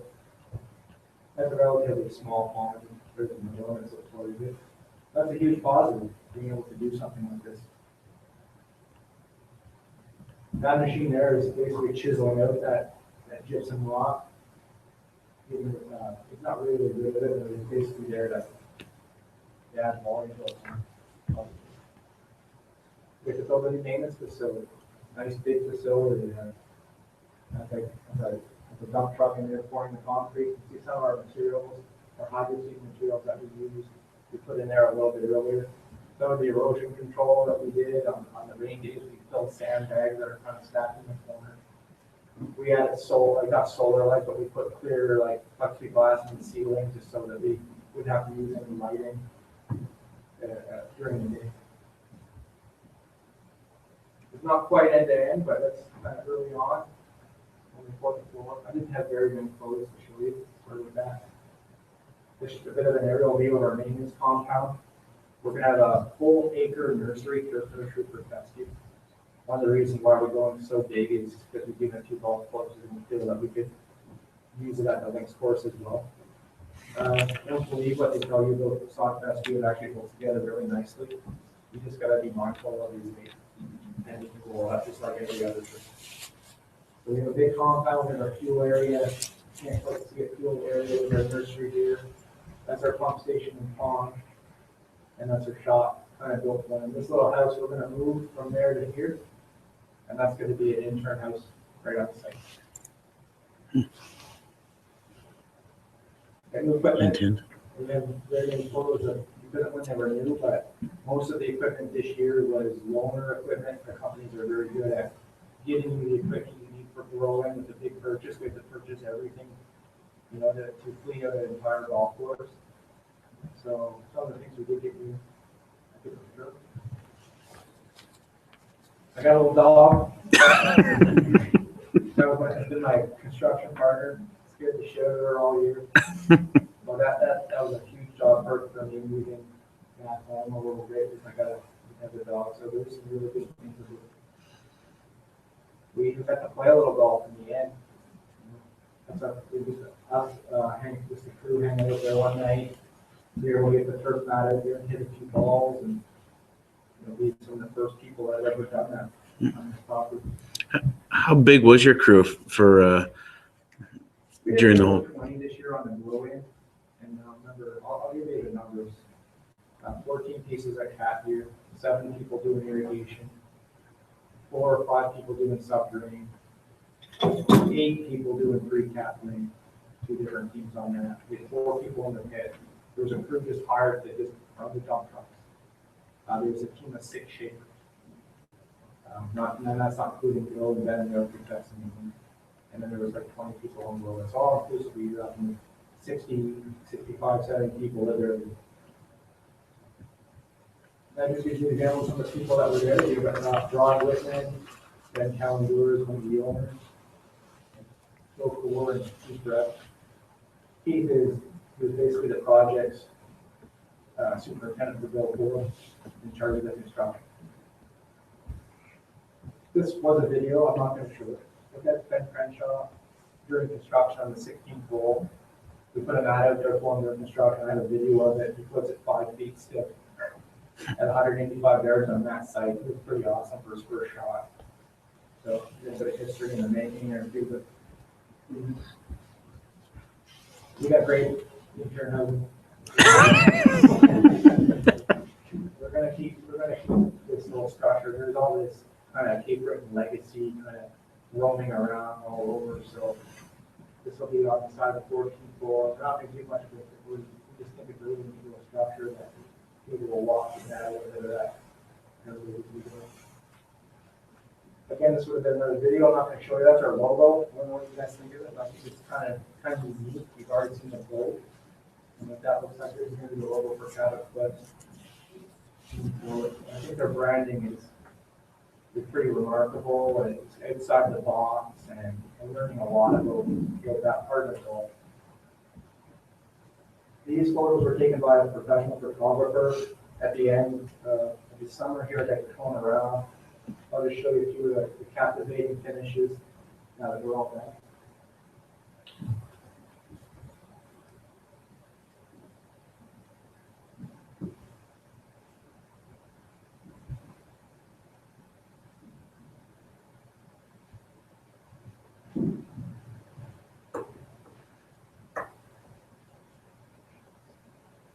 So we were able to build all 18 holes this year. There was a time when we were building a whole week to see.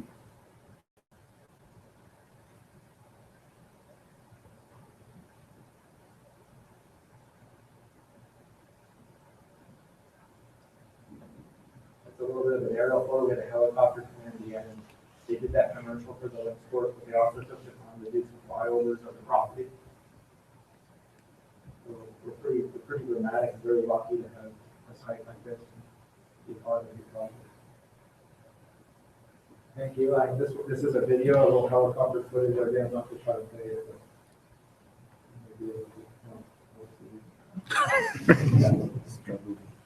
and again, I can show you some of this if you finished it. So that's all I really had about the presentation. So it was a rocky start. Thanks for having me. And hope you learned a little bit when you see our property. And all about. I think you guys were able to see the most. I said it to anybody that really hasn't been there in person, so I hope you entertained a little bit. Take home with you. So thanks for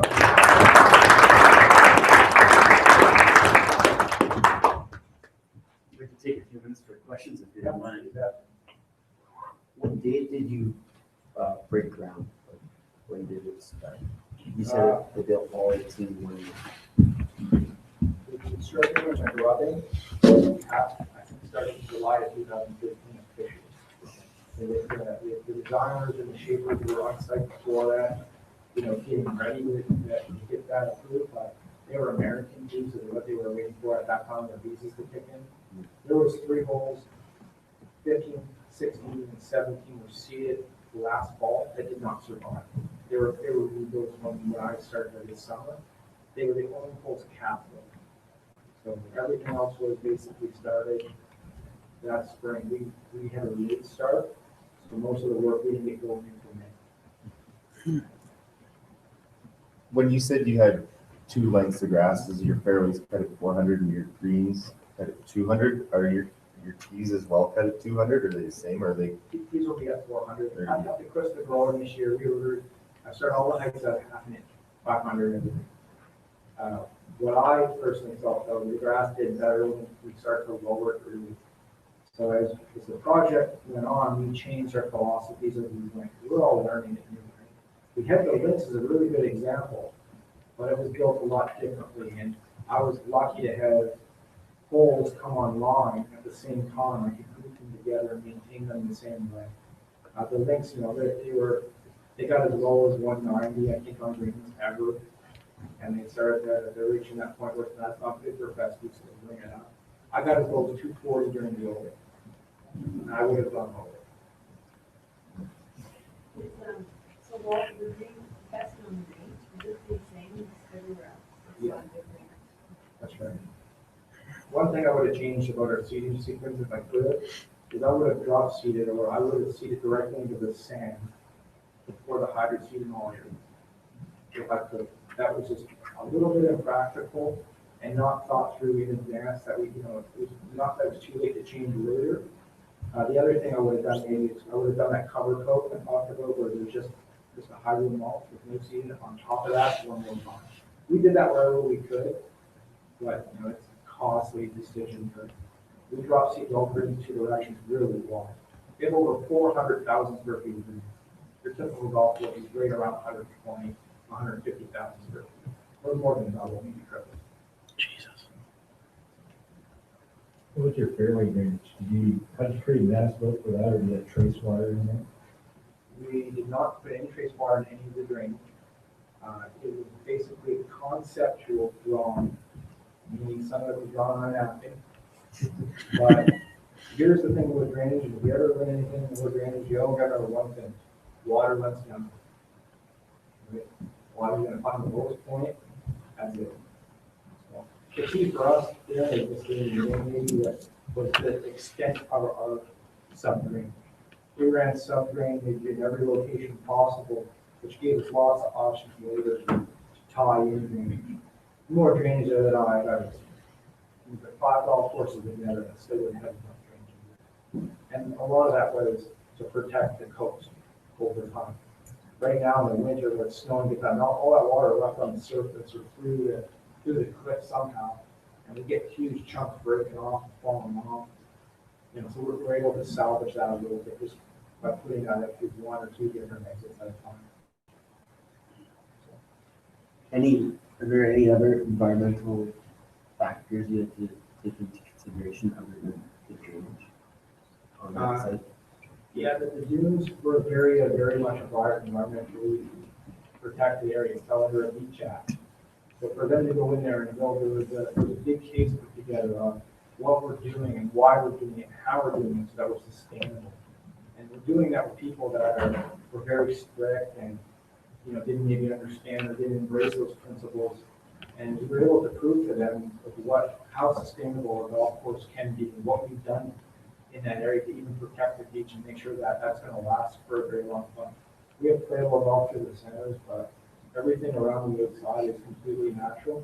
And by adding irrigation to that area, we're able to prevent some erosion from happening. We're applying for permits right now where we can go in and put up natural fencing that will protect the dunes and collect more sand and make those dunes even bigger. So that's pretty neat. But whenever everything goes over the golf course, but in all areas, we brought in the professionals, brought in the right people, and had them educate us along the way and involve them as much as we could. We want to be land stewards is the direction we took with that. We weren't trying to cut corners or hide anything. We told them everything. So they were there once a week visiting, walking the site, asking questions, taking samples of the hybrid seed. Is this going to blow off site? What's it going to do? What are the long-term effects of this? But they were very involved, and we learned a lot too. We learned about the water, we ran the water. We consulted with them on how we should go about water and where we were going to truck it in. It was very, very good process.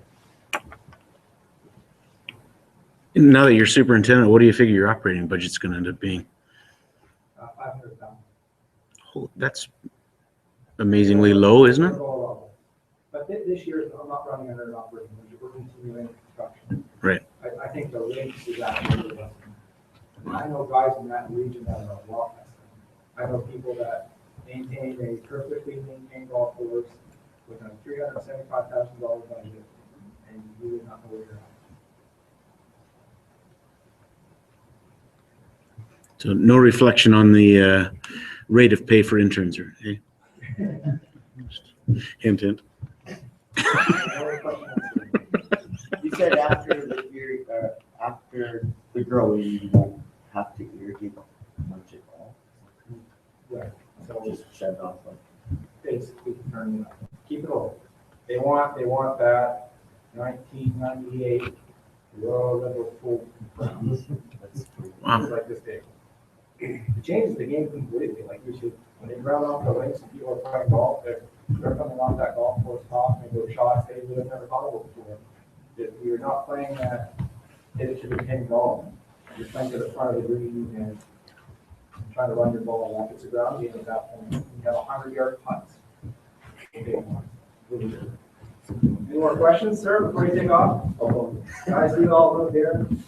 Take off. We'll catch you in a sec. Yeah, you got it. Sorry, have you got to get out of here with him? Okay. Oh, right on. Sweet. Any other questions, you guys? How many employees do you staff? This year, we're hoping to have 25 to complete what we need to complete this on first. And then bring back a lot of those teams that I talked about earlier. Long term, it'll be a 10 to 14 person maintenance staff.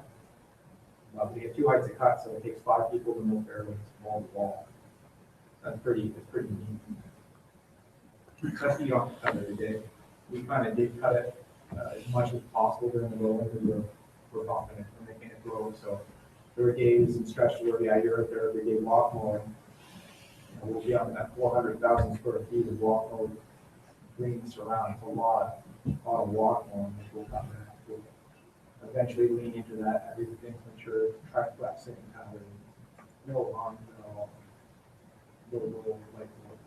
fertility. Everything will be a pound and a half an inch in your whole year. And we'll put that first pound down really early. We'll get everything growing and alive and awake in the spring and kind of recuperating early. And then as May kind of dwindles down into that stretch of June, we shut off everything and let it go crazy. Will that cause you to have to mow less then as well? Yeah, no, there's a lot this morning. I was just by taking that machine and tracing that across the surface, that you're getting that on little spray, just tidies up everything a little bit, and the divots scatter a little bit. You're cleaning that up just a little bit. There's nothing like a fresh cut or anything. So I think that the 413 is the leading. That'll be it. Did you guys ever talk about, some of the old Scottish Link style courses or colonial bents? Were you in on the decision to go from fescue, or was it a? Not in on that conversation. That was definitely above my pay scale. There was a lot of consultation made about that decision, but we were very lucky to have all the examples kind of before us, and we learned from them as we went. Cabot Links is a full fescue golf course. Old McDonald at Van Leaves is a full fescue golf course. But the other ones, they all tried different things. They tried floating events, they tried velvet events, they tried, I think, Ken Cross or something else in another one. And greens is your degree.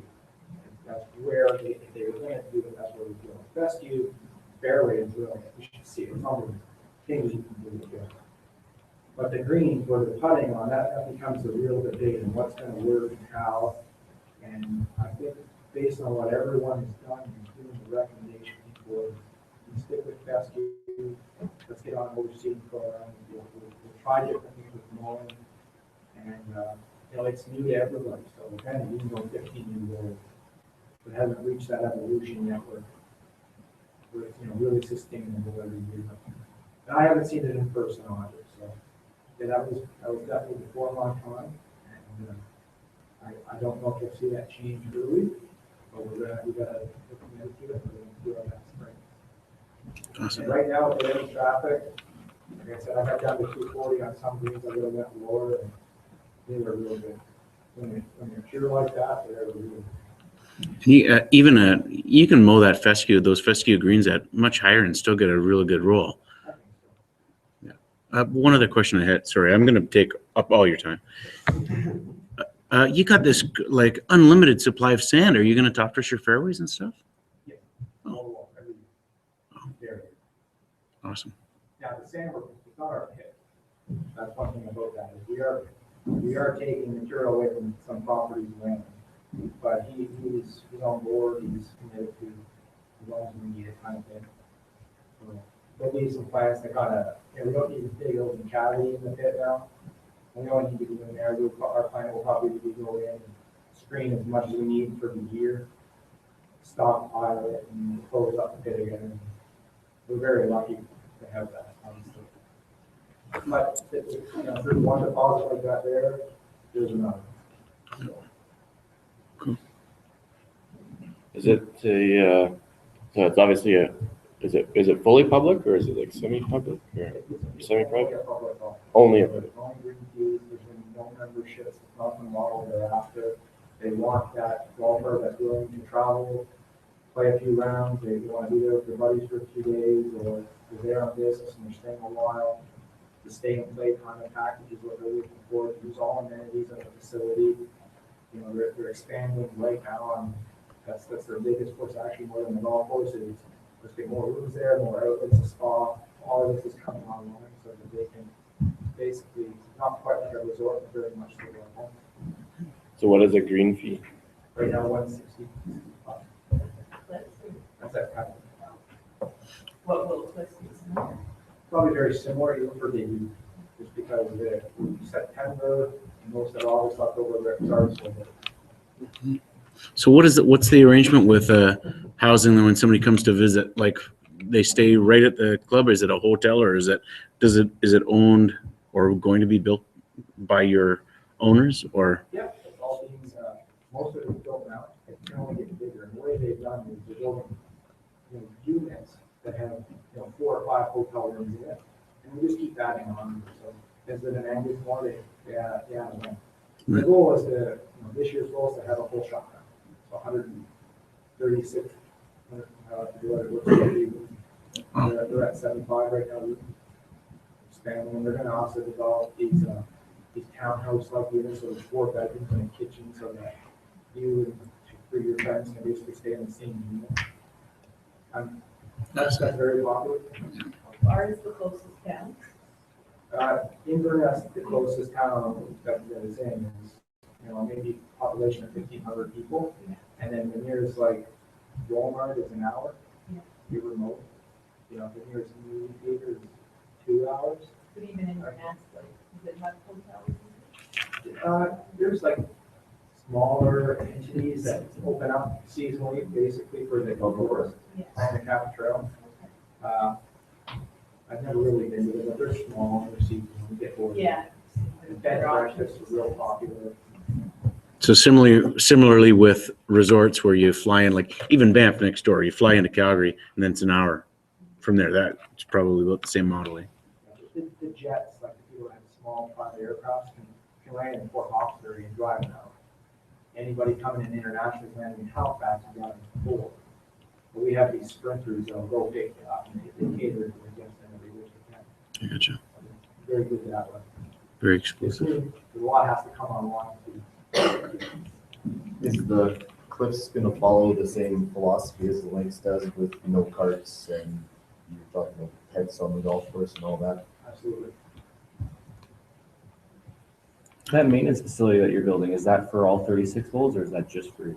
Well, both courses have their own maintenance facility. They're actually pretty far away from each other. That's a bit of a disadvantage when you look at the business model. But it's the way it is right now. We have to have 2 completely different sets of maintenance equipment. That if we were under one facility, we would, definitely have changed things for sure. What is the major thing that you've learned throughout this construction process? Because obviously you know a lot already, but in every situation you probably learn something. Yeah, I honestly, this is the 3rd course I built. Early on, I got there and the topic at hand was sequencing and how they want to do everything. We were seeing almost every day here. I really fought hard to change that. I wanted to build holes and see clusters of holes at the same time. The sequencing was completely different. I guess the project was going at a speed where probably contradicted that a little bit, but I learned that it needed to be done with the sand cap. That was, agronomically, that's the biggest challenge for me. It's not just fertilizing the course, but fertilizing the course in sand. That really is different. And although you manage greens and you're dealing with the greens cavities in sand, it's a small area. Well confined, your attention's always to the green, but all of a sudden you got a fairway now and you need to keep hold of that. Managing that sand cap is a challenge. Learning fescue, I'll say learning because I don't know a lot about it. What I'm working with, we don't know a lot about it. There's a lot of people to reach out to for information, but it's new. So there's some stuff to learn from that. I know right now we have a challenge with hope and ryegrass. All of our IPM programs are going to be around plant and they're going to be unique and they're going to be intense. And we don't know if they're going to work. We're we're gonna try. You go to the links right now and you have a lot of really high traffic areas that aren't doing well. And there's a lot of rod guys and polo coming in there. Well, if we let that continue, we're gonna have an epidemic and whatever. You know, we won't have a best golf course one day. So, and this is what's happened kind of at the end. There's a lot of different mosses and, you know, things happen with their turf, and they embrace that. That's what they want. That's what we like. We see it as turf professionals, but the guest does not see that. They just love it. They'll head off moss, they'll head off rocks, they'll head off. You know, they didn't want to screen the sand. They just said, put it there. It's they all seem to do. I learned a tremendous amount personally about the marketing and the demographic of golf they're looking at attracting. I was talking to Jason in his office earlier. Like, you look back to some of the media and what attention is being drawn around this right now. I fully believe that this is a game changer for all the golf. You look at what Tiger Woods did in the Tiger era. Suddenly golf is different, right? Tiger came around. Well, these guys, I feel that's what they're doing to golf right now. They're making people wake up from the regular routine way we have been the last 25 years and saying it's not what we want, not what golf's meant to be. I learned a lot about how they bring people into that picture and how they market it and what those people are looking for. Why is it a great golf course? What makes it a great golf course? And we're very lucky to have all of those ingredients kind of coming into one umbrella. And that's what's real special about them. What about your fertility program? Once you're done the growing and everything, will that be pretty minimal for your water? Yep. This year we're going to go out with 2 products, ammonium sulfate products that have some life in them. We're going to go early as a granular, and we're going to go probably towards the end of August, and we're going to blanket the golf course all along. And then we're going to spoon feed everything. That's what we're going to do this year at the Links Sports Center. So we're tying ourselves up for 4 sprays, and all those sprays are going to be the same. And they're all going to have either velocity or primo or something extra in that to help with the polo. But very minimalistic. Definitely at the Links Sports. The growing is still happening. We're on that. So we're having a 6 pound plus. Go as fast as we can. But, you know, the long-term goal is to have a pound and a half of nitrogen maybe out there. And we're using a lot of organic, sustained products that have a little bit of life and residual in them. They're very easy to spread and they're clean. And I think that'll encourage some biology a little long-term. So pretty minimalistic once it's... Yeah, minimalistic, but I mean, it's still like, the plan is there, right? It doesn't matter where you're at, you gotta have a plan. You gotta be able to execute that plan. Like, it's one thing to say, yeah, we're not gonna fertilize much, but what we do, we gotta do it right. And we gotta do it in a way that it's not loaded, and it just created eyes of having the biggest budget and going out with quarantine apps once a week. We're doing it in a way that we don't boom breaker. That's what's neat about it. We want to do that golf course that it's not really that rugged. And we want to be able to we want to show them the best we can do with turf. And it can be a nice looking turf and they can bounce and play like a links course, but it'll still look good. What kind of effect does velocity have on pesky compared to like Kentucky bluegrass, like as far as? That's where we're very lucky. It falls under the label. So we're lucky that we can spray velocity on fescue. And when we do, we want it to be done in the hottest part of the year. So if it yellows off a little bit, and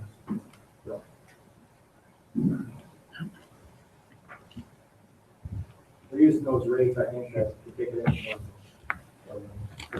the short term. In the Maritimes, we don't have real hot climates. But when we do have it, it's in a very short window. We'll have some success. And we're actually going to, you're touching base on what we're going to round up. We're going to round up stuff. I put pop cans on the backpack spreader and go right over top of the full plant. Takes it out. We're going to do all those things early enough that maybe the golfer thinks it's a winter damage or I've never noticed that. You just go and pick an area and like it, try to eradicate it, and do things like that. I believe they hand cut some ryegrass. Ryegrass is really clumpy, it's harder to kill in the fall back.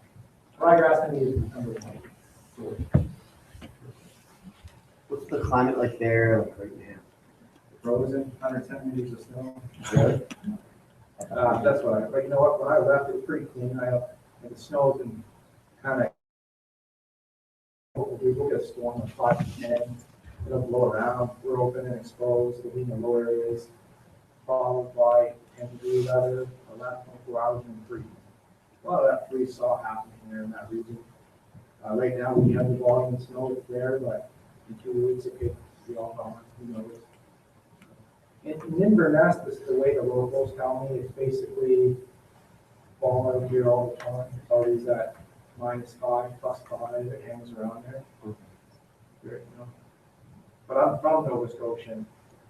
I'm used to a little bit of a winter and then, you know, people start playing off again late. But you go in just a little bit further than Ross where Jason was, and maybe they're on the continent and they're getting weather, we're getting snow and heavy stuff. Sorry, Jason. No, that's okay. That's okay. When does the season generally end? Like October? Yeah, you know, most courses fall depends out October, Thanksgiving, Halloween. It kind of fades off for most people in that region. We're probably going to push it into November simply because there'll be interest right now. I mean, there's a demand for us to be open, and you know, we're in our best shape in the fall, and we're going to drain well. So I think we're going to look at probably green peas in November, which is really not common. We get that in Halifax a little bit, but not too many small businesses. Lay everybody off, shut her down. So you're looking for some interns potentially? Potentially. For the right fit. fit? Anyone wants to talk to me about the opportunities that are in Cabot and maybe down the road, we definitely have postings out there if you're looking. Be happy to have someone to know if you can. Get that next. That was initial. Cool. Well, if there's, I'm sure we could bother you all day long with questions. But I want to thank you so much on behalf of everybody for coming out. And thank you all for attending and asking some great questions here. Clearly fantastic. New property up there in Nova Scotia. And I hope you all will consider an opportunity to work through that. Thanks very much. Please join me in thanking you. We're going to break for an hour, guys. So 1 o'clock we'll meet you at 11:30. Thanks so much. So it's 5, 6, 4 hours. You guys keep working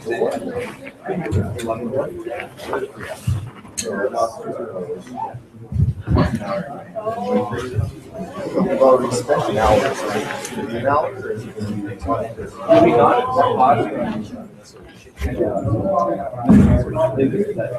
This is, so we've already got an hour of it. Just the second hour? 2 hours, right? No, it's not.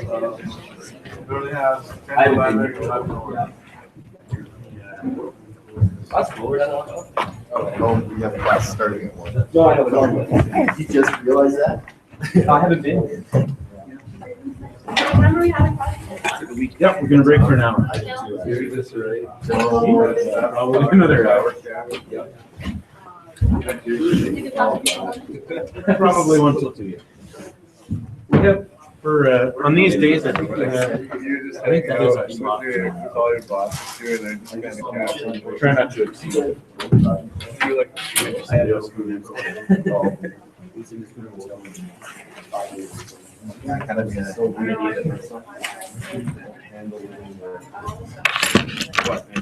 All nights. Especially on Earthmoving. The 80th day I got no.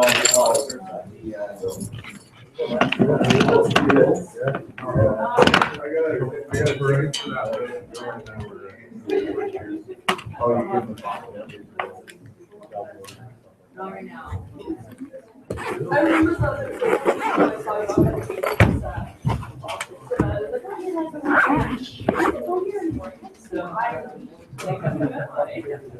But I'll see you around. No kidding. Pretty much. Yeah, no doubt. Well, he took a chance to go out there. Paid off. Yeah, setting up Dave had a camera going for Darren's talk too, and they're setting up